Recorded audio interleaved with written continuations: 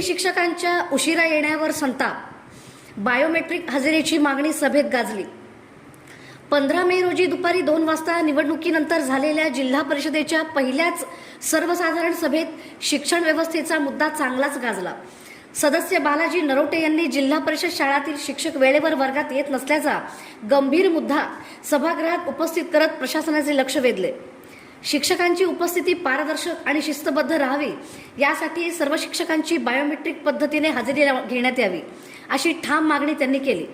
तसेच ग्रामीण भागातील अनेक झेडपी शाळांमध्ये शिपायांची कमतरता असल्याने विद्यार्थीसह शिक्षकांनाही अडचणींचा सामना करावा लागत असल्याचे सांगत प्रत्येक शाळेला शिपाई नियुक्त करण्याची मागणीही त्यांनी लावून धरली। या मुद्द्यांवर सभागृहात गंभीर चर्चा झाली असून शिक्षण विभागाने याकडे तातडीने लक्ष द्यावे अशी भावना अनेक सदस्यांनी व्यक्त केली। जिल्हा परिषदेच्या पहिल्या सभेत शिक्षणाचा प्रश्न ऐरणीवर आल्याने प्रशासनासमोर मोठे आव्हान उभे राहिले आहे।